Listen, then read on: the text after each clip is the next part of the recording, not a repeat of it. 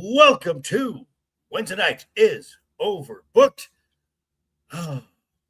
What a week. I am your host, Joker's Voice. We are in our triple threat mode this week as Brad will not be here. He's got personal things to deal with, the death of a loved one. So thoughts and prayers with Brad. But let's go around the panel and introduce everybody. To my stage right, he's the co-pilot of the show. He's my partner on the show.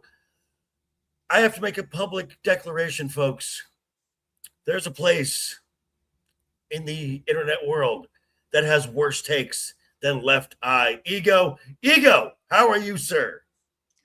In the words of the movie Coming to America, this is the greatest day of my life. You know what, sir? Hang on. We're going to do something right now.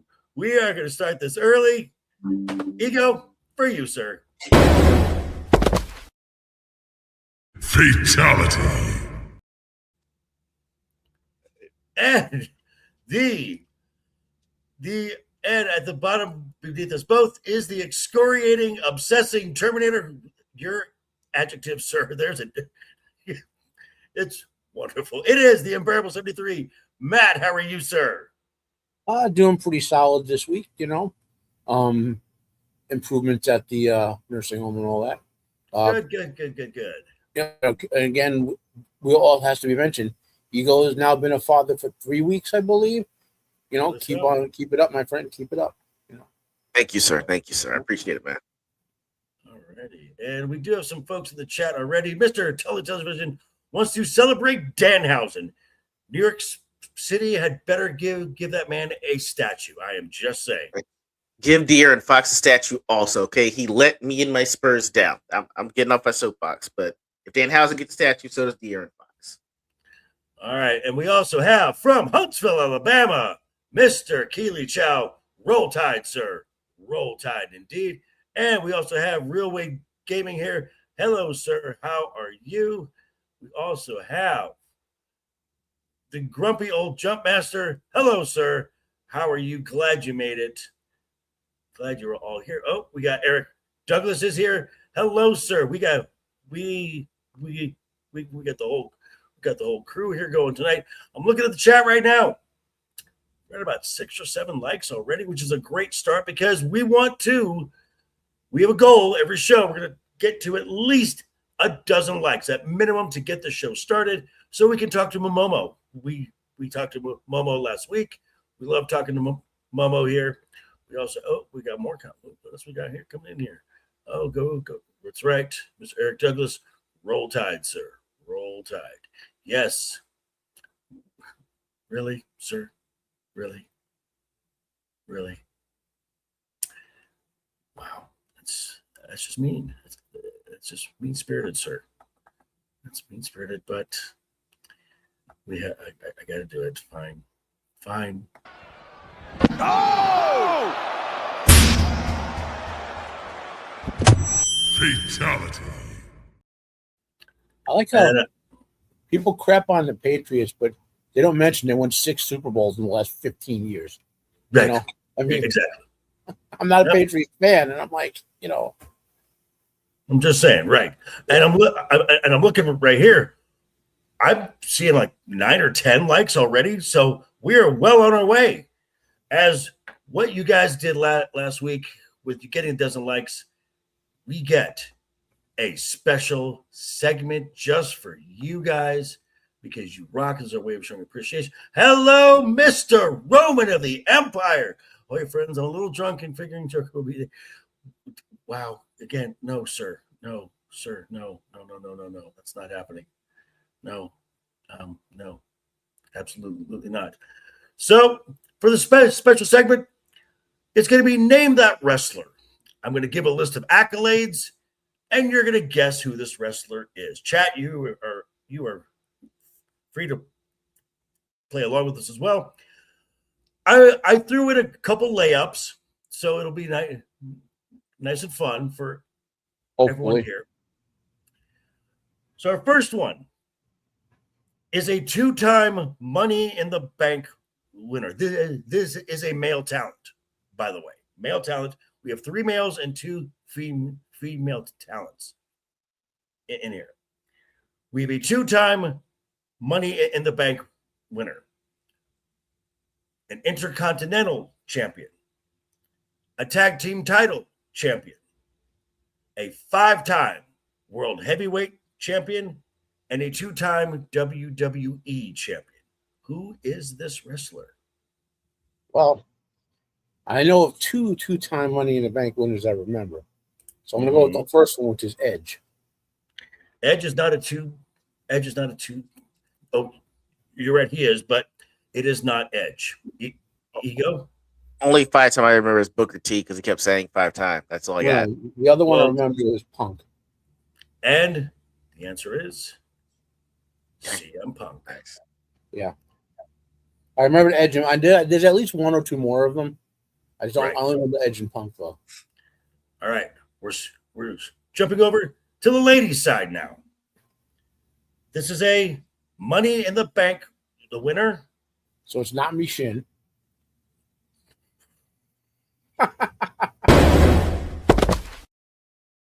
Fatality. Hello, Fractured Filter. How are you, sir? Glad you're here. So this female talent is a Money in the Bank, the winner, an NXT Women's Champion, a WWE Women's Champion, and a United States Women's Champion.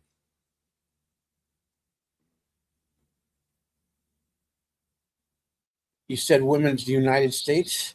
Correct. Okay, so it has to be NXT, Money in the Bank, Women's United States. This title is new. What the freaking Women's U.S. title? I don't remember.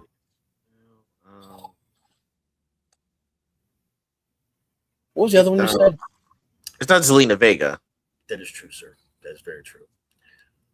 Okay, so we have a Money in the Bank winner, NXT Women's Champion, WWE Women's Champion, and a United States Champion.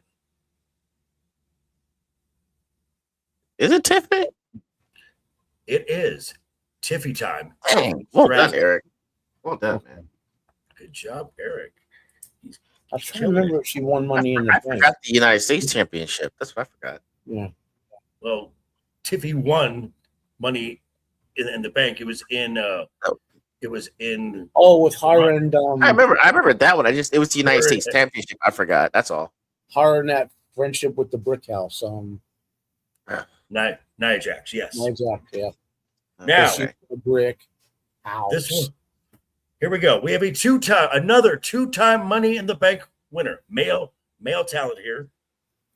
Two-time Money in the Bank winner, a Royal Rumble winner, NXT champion, two-time Intercontinental champion, two-time United States champion, six-time tag champion, two-time World Heavyweight champion, four-time WWE champion, and this should give it away, a Crown Jewel champion. Oh. Cody Rhodes. It is not Cody Rhodes. No, it's one of the two Money in the Bank winners. I don't remember. Seth Rollins. Ego and Eric. Seth Rollins. There you go. Yeah. Well, you guys are, see, told you.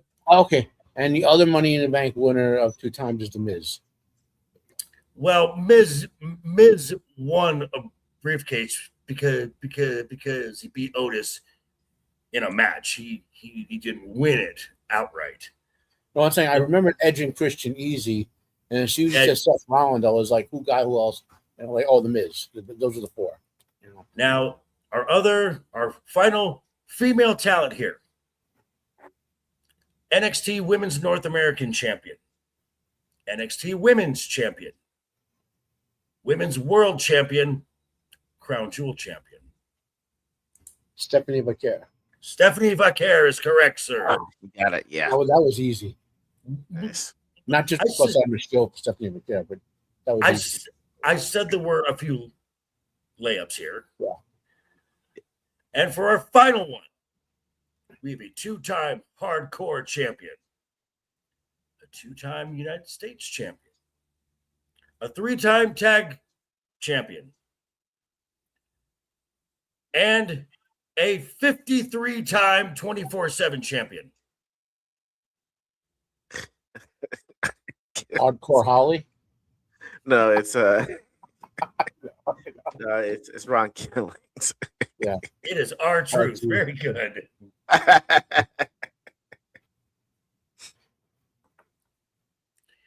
So that is a special segment which we will do at the start of next week's show. Once we get to at least a dozen likes, and I'm looking over here, we're at about 11 already, 10 or 11. We're almost there, folks. And we want to talk to Momo because Momo's awesome. I missed the 24/7 champion. Yes, it is truth. I do too. Roman wants to know if you got new glasses there. Yeah. Yes, they're awesome. I got them a few months ago, but they are a lot thinner than the other ones, and they don't hurt my face. So these are awesome. Good.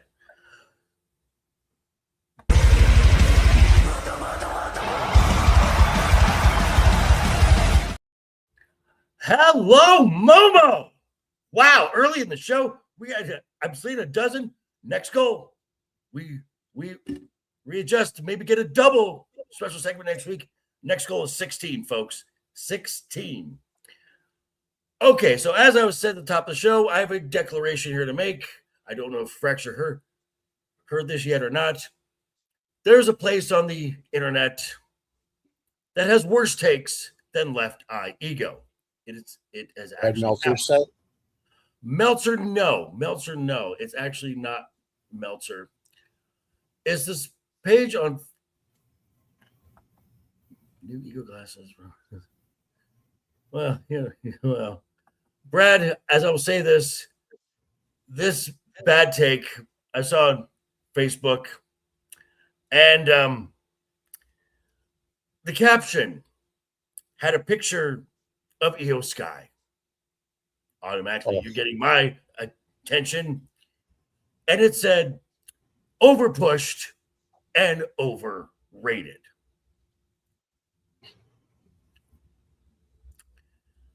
This person officially has worse takes than LeftEyeEgo. As this person has also said, had a picture of Charlotte Flair and Jade Cargill, both with the Queen of the Ring crown on. With the picture of Charlotte, it said, what WWE wants. No, that's not true. And then it said on the one Jade, what the people want. Ego, you had something to say about this Facebook post. Your thoughts were? I was like, damn, I caught secondhand embarrassment. I was like, my takes aren't that bad. Yeah. Indefensible. It is not my Wow. Wow. Wow. Oh! Fatality. Fracture coming out strong there.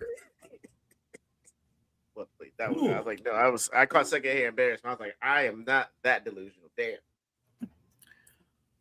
Okay, so we're gonna a little programming thing. I was gonna talk about something else, but something came up that was just kind of, I can't overlook this. Now, we mostly talk about the WWE here, but when it comes up, you just gotta roll with it. As we got TNA's just being TNA once again, I want to give a list here. A list. And that the list includes the names of Myla Grace, the Inspiration, who you would know as the Iconics, Jordan Grace, Joe Hendry, Matt Cardona, all 4 members of the Rascals until Trey Miguel came back, and most recently, Tessa Blanchard. These are all folks within the last 2 years who have asked for their release from TNA early and have been granted their release. Now, there are 2 other names whose contracts are coming up very soon. One of them is Leon Slater, as he recently dropped the TNA X Division Championship. If there's possibility that he might go to AEW or go to the WWE, it would have made sense for him to drop the title at Slammiversary, as they have an Ultimate X match coming up, and which having for the first time in 15 years the return of the Amazing Red would be in that match, and Matt could quickly, 20 seconds, what is the Amazing Red like, sir? TNA has one of their strengths was guys like AJ Styles and, Thinner Samoa Joe. They had these like guys who could just put on great match after great match and, made a name for themselves, a quality wrestling match after quality wrestling match. And Amazing Red, I don't want to say he retired, but he disappeared into the boonies for a few years. And now he's allegedly going back to TNA. Well, he's making an appearance there. He's one of the head creatives for House of Glory, the New York-based indie promotion, which he works directly with JD from New York and Salamonster. Yeah. So back then he was a good, like, you enjoy his matches. You know what I'm saying? You just enjoy his matches. And yes, also Mike Santana's contract is coming up next month. I think Mike Santana, because he is still the TNA World Champion, I think because it is almost a guarantee that he's going to NXT, is he will drop the title at Slammiversary to his opponent Nick Nemeth, because of the partnership with NXT, WWE, and the thought of Leon Slater going to AEW is why they took the title off him a little bit earlier. So, and also part of creative, Tommy Dreamer is no longer with TNA. Oh. So, and it's weird because they had just gotten this media rights deal with AMC. So they have money coming in. So, Matt, I want to ask you, what do you think, with all money coming in and the success that they've been having with this partnership with NXT, why are a lot of folks asking to be released from their contract early in TNA?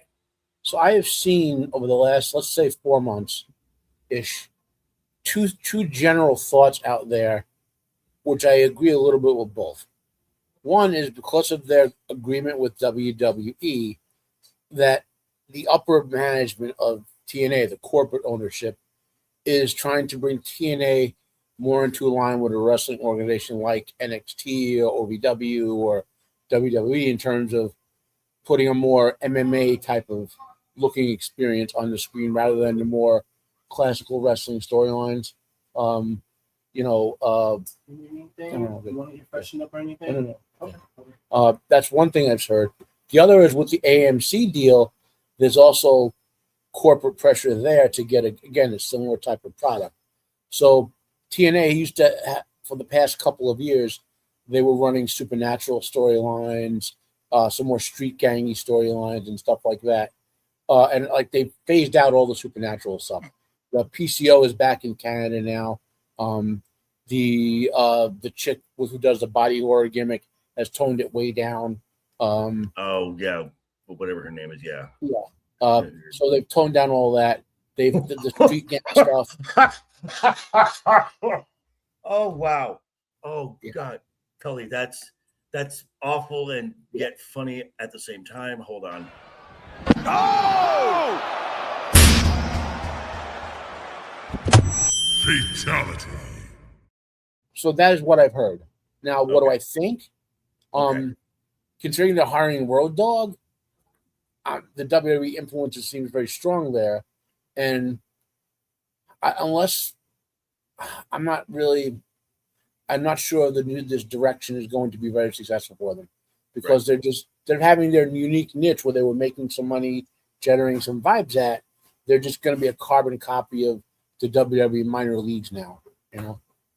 Right. And as I said, once this partnership with WWE started happening, which a lot of folks like, oh, because Joe Hendry appeared at the Rumble and appeared on WrestleMania as the TNA champion.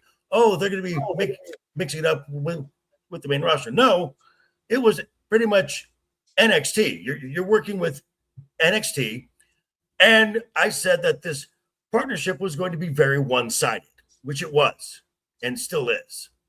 So, well, TNA got exposure, NXT right. wrestled match experience. Exactly, and we can knock on the partnership all we want, but there were some net positives for TNA because of this partnership. I mean, they would not have gotten a cable deal without it. Ego, your thoughts on just what must management be like there that folks are like, I need to go. I think that I've worked for corporate before, and there are choices and trade-offs. Choices, hey, it's corporate, which means certain things are going to be secured. The trade-off is what they're asking for may not actually suit you. And I think with the deal that they did with WWE, they became the middleman and didn't realize they could get cut out by some of the actual talent on TNA. They're like, okay, we're going to get exposure, but might have social media following. You've seen me on a WWE event or two. I've got enough exposure to win. My contract is up. I can just walk, or I can ask for release right now and hop over to NXT because TNA got treated as NXT anyway. So might as well just do that and cut out the middleman. I think that's the main thing. It's just, it seems like it's a lot at one time for it to be 13 in 2 years. But I mean, if you know that you might have a chance at a bigger product, why not ask for it while the getting's good, Okay. And as far as someone was asking specifically about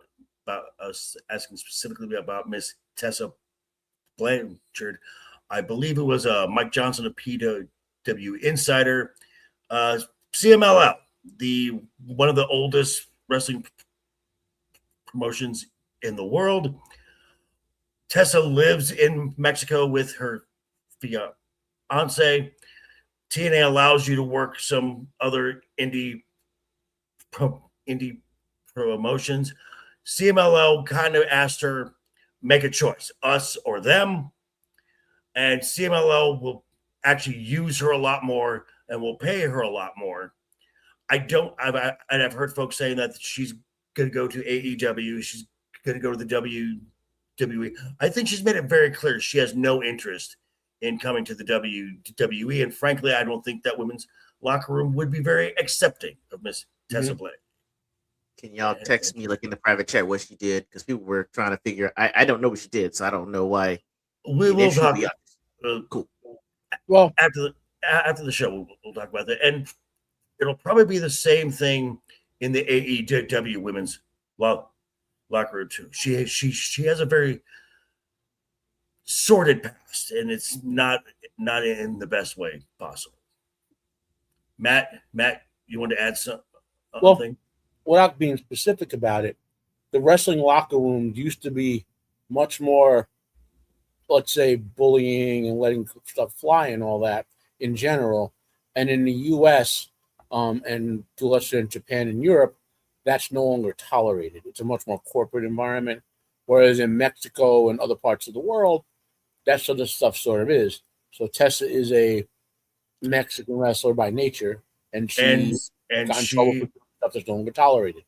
And she is also the daughter of Tully Blanchard, one of the original Four Horsemen. So, so she comes from someone who worked the territories. which had a much different mindset. But we're going to switch over to the WWE, as there's been a saying in social media, and it has been anyone but Jay. Anyone but Jay. I'm talking about the king and queen of the ring tournaments, as one part of the finals is set. I'm going to jump this right here. We're going to share a screen with y'all real quick here. All right, we're going to share this. This is the bracket going into Monday night, which we had Obafemi showed Dirty Dom, who his daddy is, after Liv tried to seduce Danhausen to put a curse on Oba.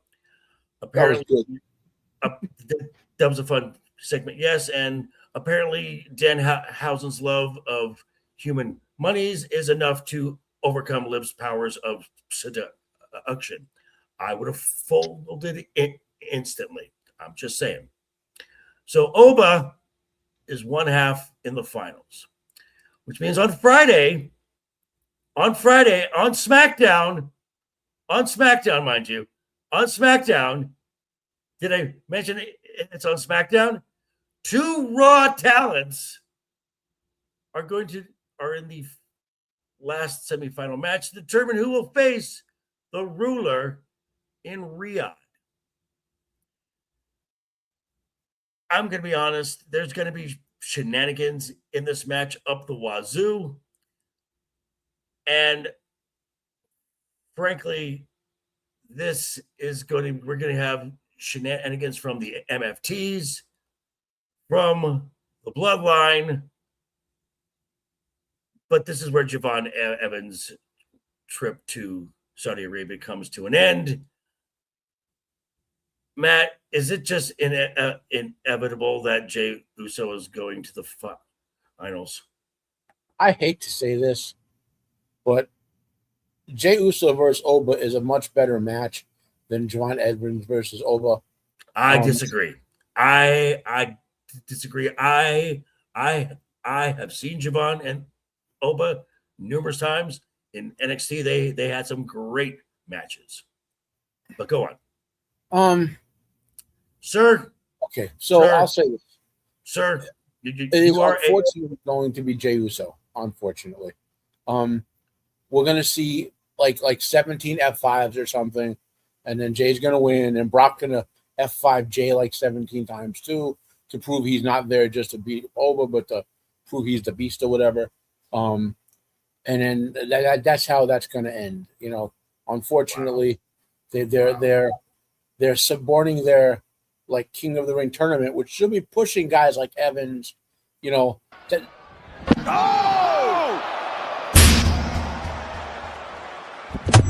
Fatality. Wow. Evans versus Dom Mysterio. That would be a great match. Okay. They should have had Oba completely out of this tournament to begin with, somehow. But now they have to do the thing with the outside interference to make him not look bad losing this thing. That's the way I see it. All right. Hang on really quick, because I want to answer this really quick. Honest question. Why are they still behaving like there is a brand split? TV rights. There's your answer.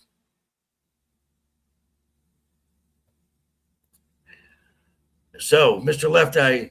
LeftEyeEgo, you being the unapologetic Yeet fan here, looking at you, I'm going to put you on the spot here. Are you happy that the Yeet Man is going to be in the finals of the King of the Ring? I'm not going to lie, not like this. Not as a member of the Bloodline. The Bloodline right now is Lannister levels of tainted. So I don't want to see it.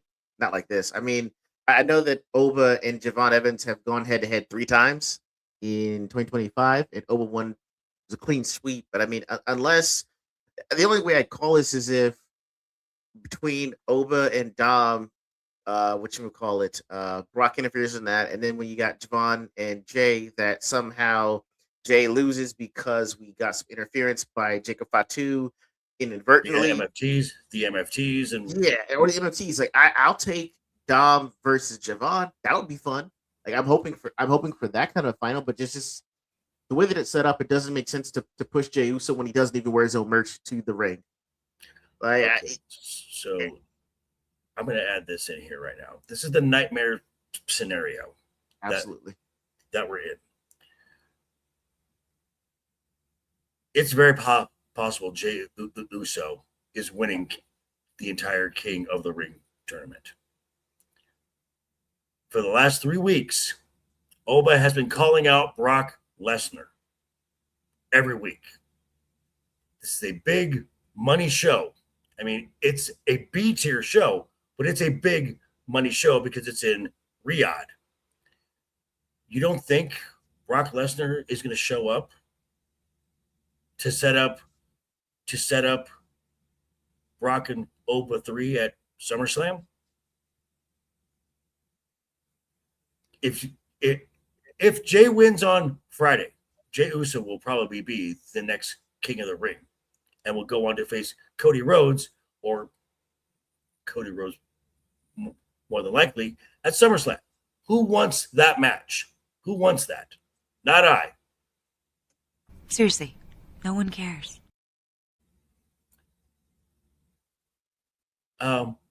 Ego, do you want to see Jey Uso have another singles title run based on the previous 2? Yeah, not like this. I really wish he was on his own. I'd be more excited for him then. But I mean, it doesn't really set anything up for me. I mean, I really wish this would have been Jacob Fatu in this position instead of Jey Uso, because if you win, that means you're gonna have to go to SmackDown. Right? Yeah. Well, that splits the bloodline, and it starts to look like a Mendelian like Punnett square where you're splitting bloodlines and trying to figure out who goes where and what. But he's actually been booked on Raw since the beginning. So if he wins, you're splitting it, and I definitely don't want to see Jey Uso versus Cody Rhodes. Somebody really could get hurt in that kind of a match. And now I'm not gonna blame Cody for it, but it's just the spots that Cody's doing and the way Jey Uso responds to said setups doesn't bode well. So I really do not want to see Jay win for that reason. So Matt, your thoughts? we have already seen signs that the Usos are going to be splitting from Roman's bloodline. They've already planted those seeds. So I think storyline, what they're going to wind up doing is he's going to win this, lose to Cody, and Roman's going to like, oh, you should have listened to me or whatever, and plant another seed of separation. And so we're going to see that fracture. Now, how they're going to play that out is with Jacob and all, we'll have to see. But Jay is not winning any WWE titles this year. No. That's on the men's side. Now, on the women's side, Io Sky, the best wrestler on the planet, not biased in any way, shape, or form there, defeated Big Mommy Cool. No shocker there at all. And Io Sky is in the finals in Riyadh. So on SmackDown, hey, we have the only SmackDown talent to advance in anything of this tournament. Charlotte Flair versus Liv Morgan. Me personally, I'm staying with my pick. Charlotte Flair is going to the finals. Charlotte and Io, that's a much better match. Where Liv and Io, that's your SummerSlam match for the top idol.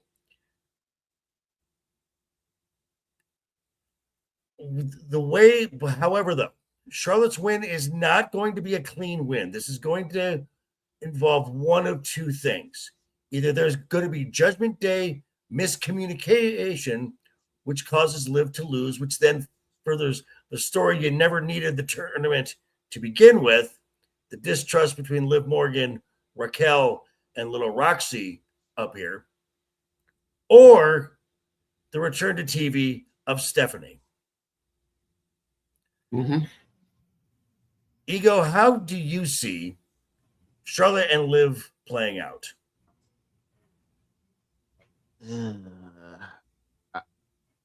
I need Stephanie back here to mess it up so that Charlotte can advance on there.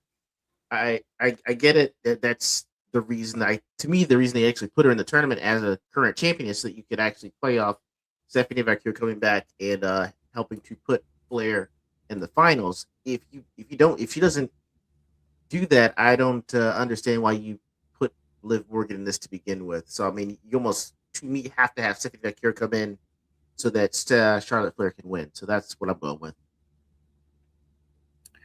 Okay, hold on. Eric Tucker says if the Bleacher Report report is right, then there's no plan for Liv to defend anytime soon. So it's surprised if Liv is not going to the. I know. Liv will probably be facing Io at SummerSlam. In between Night of Champions and SummerSlam, there is a Saturday night's main event at Madison Square Garden. That will probably be where you have the Stephanie Liv rematch warming up to SummerSlam. Matt, your thoughts on the semifinals? I agree. Charlotte's probably 90% chance to win this. Now, not only does Charlotte Io make a better match, there's no question about that. I love Liv a lot, but Charlotte is more capable in the ring with someone like Io than Liv is. And the interesting thing is, I mean, there's not a lot of controversy here like there is on the men's side. You know, they Correct. filtered out some of the controversy with some of the people. You know, so Io, Charlotte, and Io is probably going over the Queen of the Ring, is my thought. Yes. Which, again, little wrestling corner on Facebook. Oh, and Go on. they're going to use Charlotte losing. She's going to hug and shake with Io to reaffirm her facelessness because of the outside thing, you know. Like they do every chance they can to get Charlotte over as a face. It's like she's going to have a hug it out, shake hands with Io, raise her hand, the whole bit when it happens. Okay, let me address this. What if Io picks Rhea and we get a Judgment Day match at SummerSlam? Okay, for one, that would be for a title because Liv will be holding the Women's World Championship going into SummerSlam. You're not going to put that belt on Roxy, and you're not going to put that belt on Raquel. Raquel is never winning a major singles title. At least not yet. No, she won't be. It's not going to happen. So here's the thing, and why Io will not pick Rhea, because then you're going to set up in late October. They're going back to Saudi for Crown Jewel. You have a champion versus champion match. Io, Women's World Champion. Rhea, WWE Women's Champion. There's your match. And Rhea can finally get a win over Io where neither of their titles are on the line.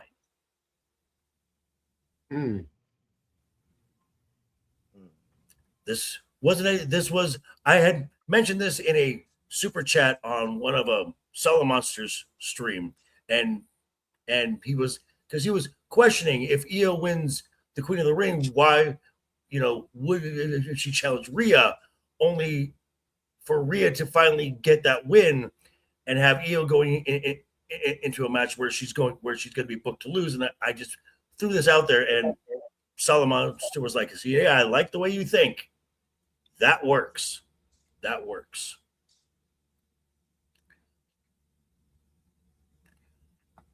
Tessa Blanchard is not coming to the WWE. It's not going to happen. There's way too much baggage with her and members of the women's locker room. I'm just saying. Hold on. Another joke about a WWE event. Well, that Madison Square Garden Saturday night's main event. I guarantee you, Danhausen will be on that show for a segment. He's going to get the biggest pop of that entire show. Yep. Matter of fact, from what I hear, he's going to be in the victory parade with the New York Knicks, and I heard he's even lobbying for a one-day contract with the Knicks so he can retire as an NBA champion. Yeah, I saw that. Yes. That was on X. That made me laugh. Now, I'm looking right now, before we go into one of our next last segments, we're still at around 13 likes, guys. So we haven't moved much. So if you haven't done it already, be sure to hit that thumbs up button. That's free to engage the show. And if you just look down a little further past the thumbs up button, you'll see in the description we have links to our YouTube channels, all of our social medias, where we would like your watch hours, your eyeballs watching our content. Thumbs up there. And of course, if you would subscribe to all of our channels. So as long as you're doing the thumbs up, if you don't mind, folks. I'd say you better subscribe or we'll bash in some skulls, right?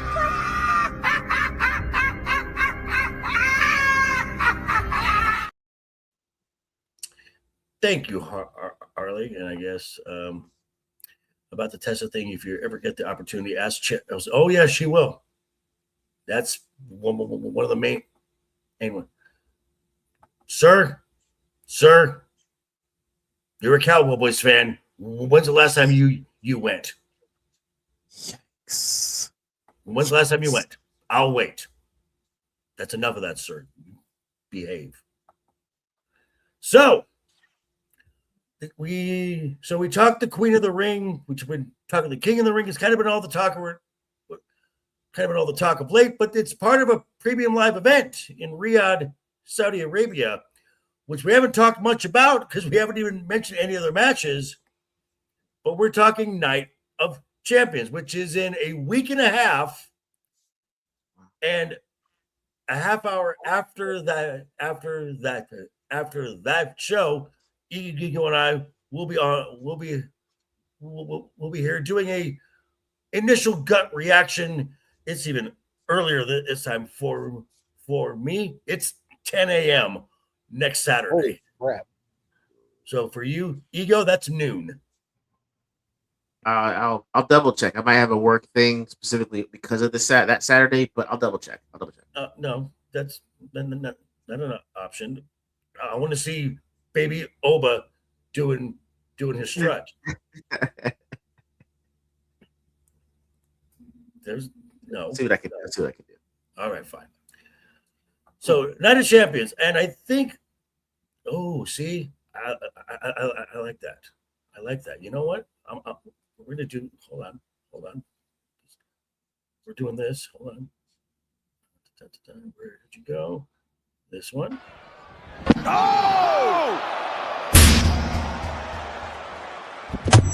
Fatality. And if you don't hit that the button, You are cursed. I like that. That worked.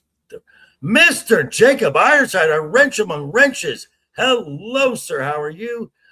You know, I'm not a Raiders fan. I know that they're in my town, and I don't care. They can suck a big bag. They're terrible. I'm just saying. So, Night of Champions, but with what was announced, what's coming up this Friday, and what's coming and what was announced on Monday, we've already pretty much got 5 matches already set for Night of Champions. We have this coming Friday, we have a number 1 contenders match for the United States Championship. The winner of Ricky Saints and Carmelo Hayes will go on to face Trick Williams in Riyadh, Saudi Arabia. We're also having a championship rematch from Clash Italy with Ego's favorite wrestler of all time, Cody Rhodes, versus his second favorite wrestler, the one he says is the most exciting wrestler ever, Gunther. Ego is just dying inside right now. With special guest referee Sami Zayn. It's going to be interesting because I'm actually, I about a few months ago, if you'd have mentioned Sami Zayn, Seriously, no one cares. now he's one of the more interesting things on SmackDown.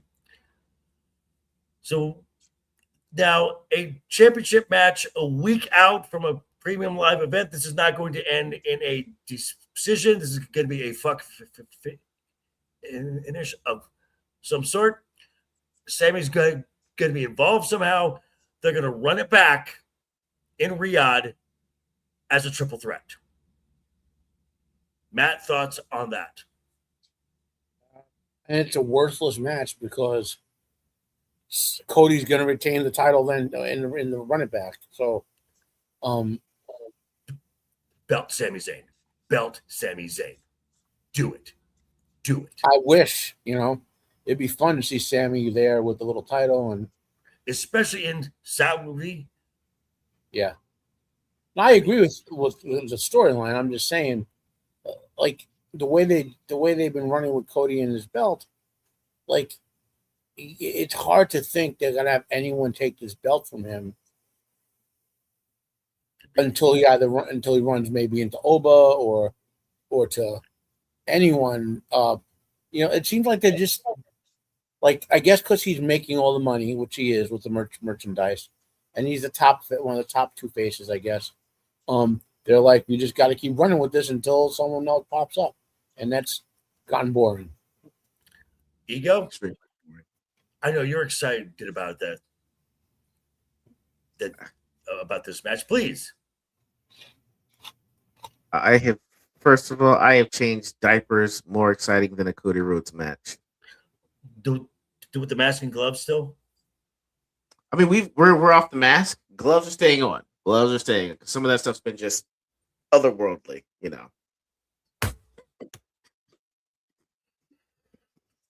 PPE, guys. PPE's got to stay on. But as far as the match, I mean, I would switch things up. I'd belt Sami Zayn. That's actually a smart decision. Have something going into it. I mean, if you expect this to be no title change, it's perfect time to change the title, even if it's going to be for a week and a half. I don't see anything wrong with having him at least go win his champ, even if he doesn't win it. But I mean, just Cody having the title and having to wait until someone else comes along is getting considerably stale. So I say go ahead and make the swerve and give the belt to Sammy. Okay, let me answer this. No, no. If it's Stephanie, no. There's one episode of Raw in London to build on that. I mean, it's there, but I would have that at Saturday night's main event instead, which is like 2 weeks afterward. That's just me. And it was announced a challenge was made on Monday night. A challenge was accepted on Monday night. Well, hold on. Watching the Super Bowl. Wow. I agree with you. I'm not gonna lie. It's actually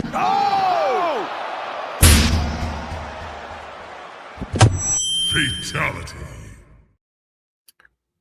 Wow. A challenge was made, a challenge was accepted, and a match is made. Depending on the outcome of King of the Ring, this could be a de facto number one contenders match. This is the third match between these two. This will probably blow off this feud. Seth Rollins, Braun Breaker, inside a steel cage. Matt, thoughts? It could be a really good match. It's a feud ender, so to speak, but does it really end the feud? Because, like, this set's really going to be done with attacking the Vision after this. I don't think so. Then again, this Seth versus the Vision storyline is somewhat compelling, so they could run this out for quite a while.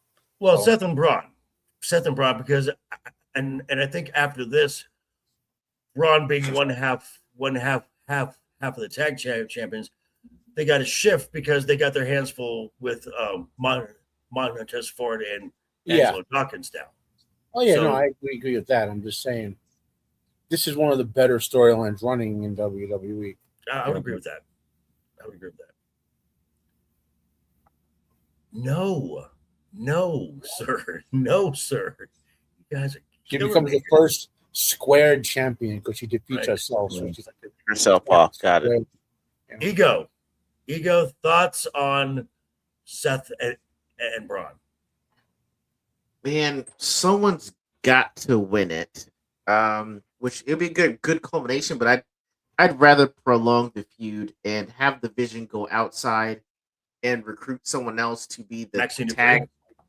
Dupree? No, I mean like another guy to be on the to be part of the Vision, so that you can actually have the tag team titles on two other guys instead of having Braun Breaker have the title, because it brings him down a bit when he's wearing the title when you were wearing the heavyweight championship, and now you're going to a tag team title that you didn't really have to wrestle for. So I would wish that you could keep the feud going with just Seth and Braun, because you do that all day, but because he's got the tag team championship, it kind of brings him down. So I just wish that the Vision would get a third person so that you keep the feud going as long as you need to, and then when you need to see an opening, you can choose a winner for a final match and then go with that.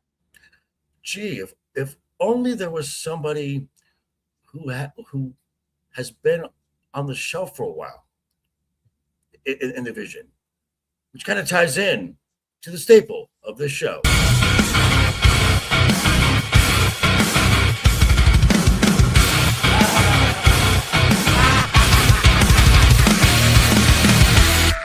Always keep a smile on your face. And that is the Wednesday Night's Overbooked Top 5, where we take a wrestling topic and we give our 5 best takes. Our number 5 take gets 1 point. Our number 1 take gets 5 points. And at the end, Bradley, he's not here. I will be tabulating the points. I will not be changing my name to Price Waterhouse, but we will get a definitive scientific answer to this wrestling topic.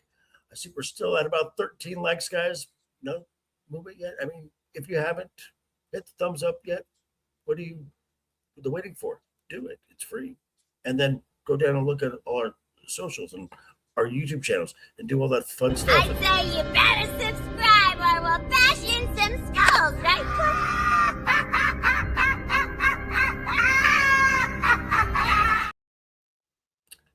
Thank you again, Harley.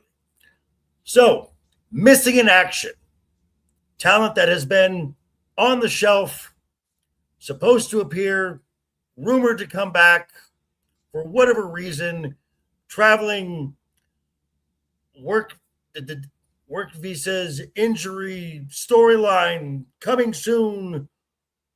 People that are desperately missed on TV or need to be on TV as quickly as possible. These are our top 5s. So we're going to start with Mr. LeftEyeEgo. Ego, who is your number 5 missing in action talent? Number 5, missing in action. I mean, he's on a well-deserved break, but he needs to come back to SmackDown and to be a shot of adrenaline. Like I CM Punk. I need something to happen to where it actually gets interesting for a Cody match, because I mean, again, Gunther's incapable of having an awful match, but I mean, it's still going to be a snooze fest. And if that's the best you guys come up with, CM Punk is necessary and he's definitely needed. So I got him at number 5. I do not disagree that Punk is probably going to SmackDown, and yes, he is absolutely needed on TV as soon as possible. Sir, that is funny. You're Roman. You're awesome. Matt, who is your number 5 missing in action? Okay, so this missing in action person, I've watched every moment of SmackDown and Raw and NXT and all for the last 10 years. I've tried to perceive this person on the screen. I've not been able to see this person anywhere. This missing action talent he's brought back is Mi Shin. She has not been on TV in 10 years. We haven't seen hide nor hair of her. Sorry. I was trying to with a straight face. You almost got me, man. You almost got me. Yeah, so you go breaking. Seriously though. Seriously, my serious list. Number 5 is Drew McIntyre. I believe he's recovering from an injury plus a Highlander film. No, there was both. There was he had some like naggy injuries when he went to film the movie, so he had to recover from him and film the movie. So he should be due back soon. But he's one of the better heel, like simple, straightforward heels they have. His promos are swift and to the point, and they're missing a guy like him to fit in that notch. Where at the top of the mid card and the bottom of the top card, he can slot in either side, and I think he would enhance the product. Mine, number 5. Ego, you were talking about the vision. If there was that they need to recruit a new member to take Braun Breaker's place as Austin Theory's tag team partner. Well, they actually have somebody. His name is Big Bronson Reed. Has been out with an injury for some time and has been working out quite well. And he's actually like lost weight around the midsection area. I mean, he's looking scary there. So my number 5 is Big Bronson Reed, or as Matt calls him, the Sheik Bronson Reed. The Sheik. Okay. And Ego, you're number 4 then, sir. My number 4 is your number 5. I got Bronson Reed. The reason I say he's been missing significantly is the fact that he's the only person that I could think that would make the bloodline actually necessary. Like the bloodline versus the Vision would have actually made more sense to me than the bloodline as presently construed, because you could actually have an existential threat of Bronson Reed just running roughshod through the bloodline, different members one at a time, and that to come together to actually face him. But without him, it seems disjointed, and the Vision is looking like me. It's running off of one eye. So I got Bronson Reed number 4. Fatality. That was good. That was a good one, sir. Well played. Matt, you're number 4. Sheik Bronson Reed. With our time in Riyadh, he could turn more wrestlers into oil slicks and increase the Saudi oil. He brings a certain visceral like it's coming, but you want to see it. There's a reason this crowd chants one more time when he does the Tsunami Slam. And no matter who it is, he could be the heel on like a top face, and they want to see like one more time, because they love seeing the tsunami splash. I like it when Wade calls the tsunami. It's great. But my number 4, one of the ladies that has desperately been out of action since the WrestleMania. Apparently, she's cleared to work. We just don't know when, and that is La Primera, the Dark Angel, Stephanie Vaquer. I want to see her back on TV as soon as possible. Please, WWE, make that happen. All right, Ego. It's time for your number 3, sir. This is a tough one to me. You know what? She would also bring just a little bit of adrenaline to the SmackDown roster, and she should be off of maternity leave soon. I've got Naomi. Naomi is on Raw. Well, they switched to the Raw. She won the Women's World Championship, so yes, she went to Raw. You know what? Forget all. Never mind that. Then Drew McIntyre is what I was going to go with. Then Drew McIntyre. Drew McIntyre. Son of a. Oh, you guys crack me up. You guys are funny. Matt, you're number 3. Number 3. I believe he's taking a brief injury departure, but CM Punk. While he's under contract and he's going strong. Got to get him out there in feuds. He's great. The promo ability, still very good in ring. It's always better to have him around doing stuff than not. So, Roman mentions the Tonga Kid. That's I believe that's Jacob's dad. That's Sam Fatu. And Punk is not injured. He took a well-earned break, and he's just waiting for creative. From what I've heard, that they've got new merch lined up for him and stuff. So he will be back soon. My number 3, Matt, I agree, is CM Punk. The Second City Saint is desperately needed back on TV. Whatever show he is on, just because he's there every week, his promo work is enough to make something automatically more interesting. So CM Punk back on WWE TV as soon as possible. All right, Ego, your number 2, sir. Number 2 is La Primera, Stephanie Vacure.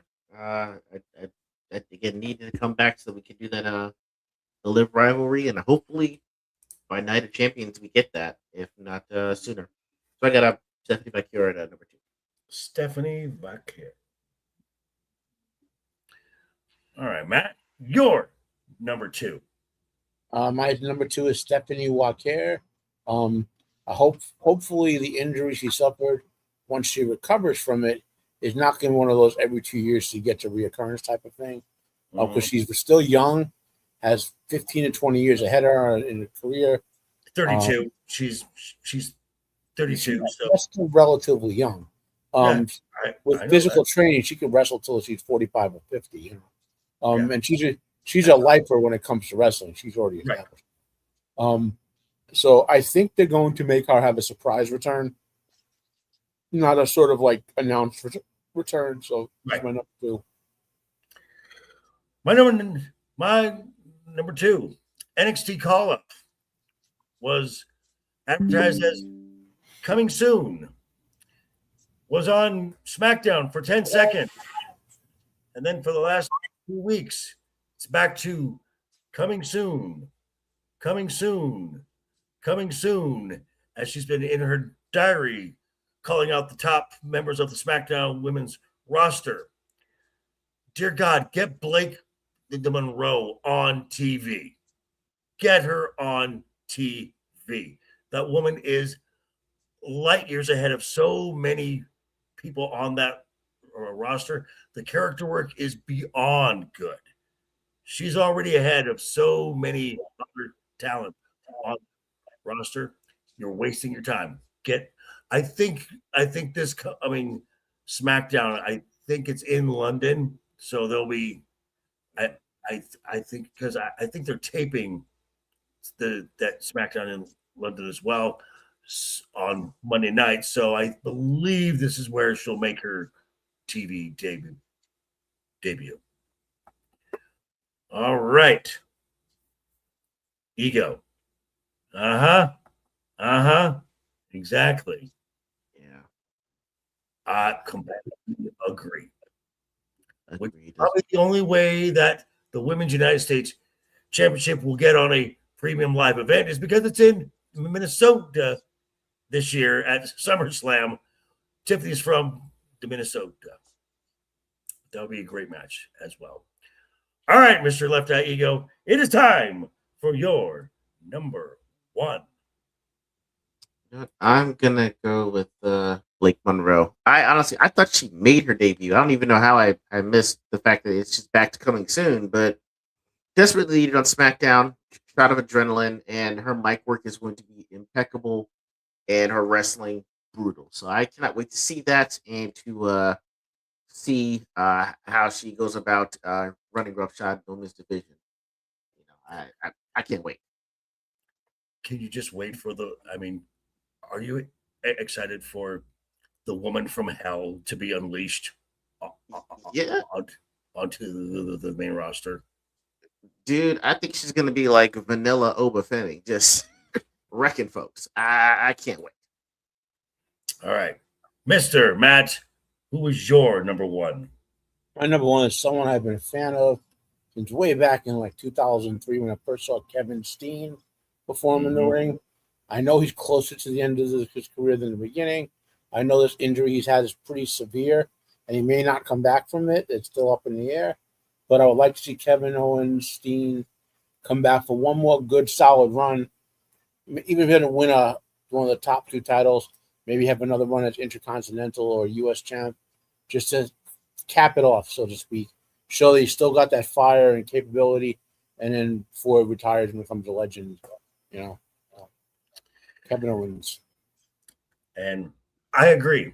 As early on in the show's history, someone who's no longer here had the audacity to say that Kevin Owens sucks. Oh, motherfucker. Yeah. They're no longer here. But Kevin Owens is desperately needed back on TV. Right now, he's one of the coaches for LFG. I mean, what a person to have as your coach. That would just be incredible. Can do anything. Can be a comedy. Can be you want someone to go hardcore. He can go hardcore. You want someone to go clean, old school wrestling. He can do that. You want acrobatics. He can do that. You need a baby face. You need a heel. Kevin Owens can do it all. Yeah. And his promo work. You believe when Kevin Owens is in that angry, passionate place. You believe every word he is saying. Yeah. This man is so missed on TV. And just imagine this now. But Kevin Owens, in case you didn't know, is my number one. Imagine if everything as we lament about the top of the SmackDown roster here. Just imagine this: if everyone comes back, you already have Cody, Gunther. You got Sammy now is in that mix. Now just imagine you add this. You add Randy Orton. You add Drew McIntyre. You add CM Punk, and you add Kevin Owens back in. Loaded. That is stacked. Absolutely stacked. That is one of the best rosters in the world right there. This may be controversial, but if Kevin Owens had come to the WWE back in like 2004 or whatever, and not had to wait till like 2015 or whatever, we'd be talking about him the same way we talk about John Cena in terms of legendary careers. Yeah.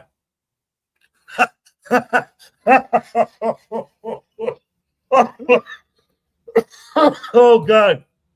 Oh, that's great. Hang on. Oh, that's awesome. Hold on. I got to do this. Oh! Fatality. I think he lost his way. I think he got lost. And Keely Chow says, imagine what it would be like on SmackDown if Tekla's AE contract was up and she did a year of NXT calling women. I don't think that would make it to make it to TV. I mean, do I see Tekla eventually coming to the WWE? Maybe, possibly. I know her and Julia are really good friends, so possible. But I think Tekla right now likes the freedom she has with Tony Khan. So we have a two-way tie for first, clear number 2, and a clear number 3. Coming in third place with 7 points is the Second City Saint, CM Punk. Number 2, apparently the mirror on her entrance is going to be taken away. They're redoing her entrance. It is the Glamour, Blake Monroe. And number 1, two-way tie with 10 points each, the Dark Angel, Stephanie Vaquer, and Kevin Owens, who someone said sucked. They're no longer on this show, because in that case, You just made the list! exactly. Hey, hello, sir. Oh my God, it's R2 the Icky. How are you, sir? Oh, thank you. Well, there's that. This is true. This is true. It's true. It's true. And yes, you like the hat? Thank you. I got it at Lids. It's quite fun. If you can, if you want the info, I can send it to you. Just DM me. So I see some folks. We got a lot more folks watching the show right now, but I've not seen a shift in the likes yet. So while we're doing our outros, make sure you hit that. Make sure you hit that like button. I mean, do what else you gonna do. So that should just about do it for this show, as next week we will be talking about Night of Champions, giving official predictions. But in the meantime, Mr. Brand new daddy, few weeks in, changing diapers, wife feeding him ice chips still. What do you have coming up, sir? Yes, this Friday, actually. Me and the guys are doing a toy stream. We're gonna do all of our Shut up! toys. No way. Yes, it's going down way. Yes. So Friday, 2 p.m. Central. Join in. If you are interested and you've got some toys you want to show off or any collectibles, feel free to message me either via all the links that I've got, especially with JV joining too. Which just look down below in the description right there. The excoriating, obsessing Terminator. What do you have coming up, sir? Last night I was on Jacob's show. We were talking about Babylon 5: The Gathering, which is the pilot episode. You all should check that out if you love Babylon 5. A bunch of nerds talking about Babylon 5, basically. Tomorrow, you and I are on Roman's show with a roundtable. Correct. Obviously, next week you said we're talking about Night of Champions. And not next week, the week after, I'll be on Jacob's show talking about one of the greatest movies of all time, The Quiet Man. The Quiet Man. And as I said, yes, I will be on with Roman of the Empire tomorrow. Roundtable, just a cornucopia of topics within the world of pop culture. And we're actually going to be getting out to here a little earlier. So thank you, everyone, for showing up. We hit our goal. We got to talk to Momo again. So we will start with another special segment next week. But until then, keep talking, keep smiling. Until next time, Toodles! take care and always have fun. Here we go.